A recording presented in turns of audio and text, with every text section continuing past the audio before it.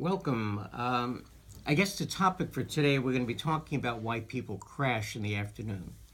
And very often it's ascribed to a condition called adrenal fatigue.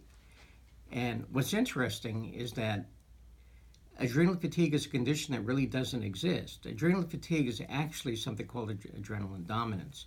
But let's go back to this crashing in the afternoon. And again, one of the main reasons why people crash or get real sleepy in the afternoon is that uh, between 3 and 4 is the time that insulin levels are the highest. So the thing about insulin is, it controls blood sugar. So whenever insulin goes up, blood sugar goes down. And when you take sugar away from the brain actually falls asleep.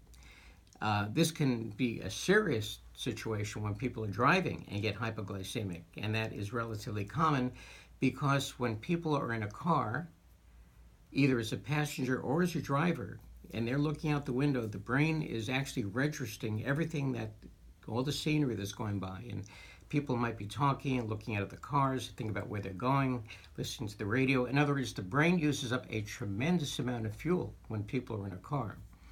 And unfortunately, some people fall asleep when they're driving, which means they can go off the road and hit a tree and kill themselves. So now, anytime the body detects that the brain is running out of fuel, it automatically puts out adrenaline.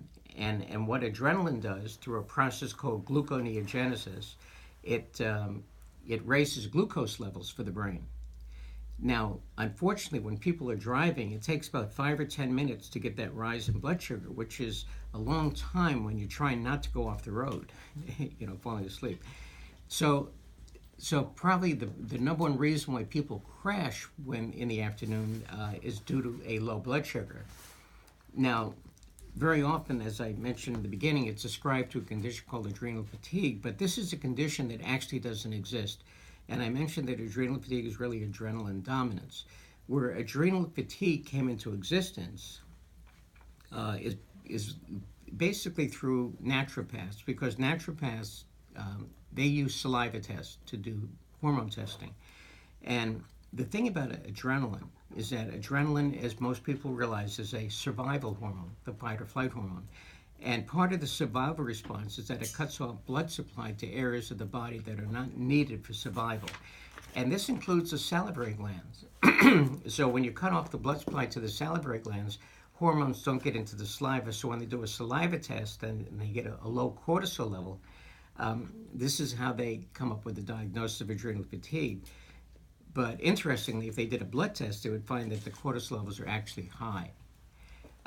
There might be some other reasons why people get fatigued, especially if they don't get enough sleep during the night. And again, that's our friend adrenaline. It's the number one reason why people can't sleep. Some people get a low, who have a underactive thyroid can get sleepy. And this is actually pretty true of people who take thyroid in the morning, because a lot of people are taking a drug called Armour or Nature-Throid. And the thing about prescription medications for the thyroid, the T3 only lasts for 3 hours.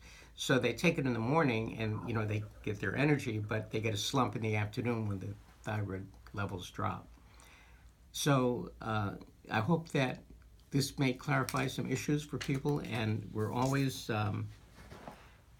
here to answer questions.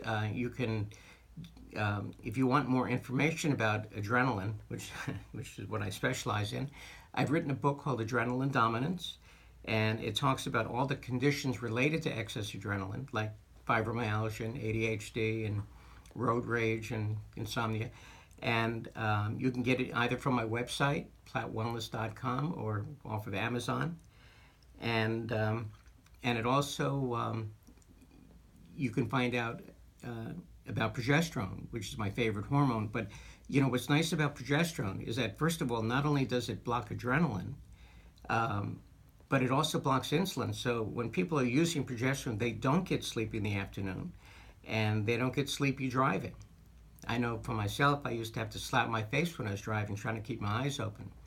But I started using progesterone probably about 20 years ago, and I've never, ever gotten sleepy in a car since I started using progesterone. So I hope this answers some questions. And you can always call if you have any questions, 760-836-3232, or email us. And it's been a pleasure. Take care.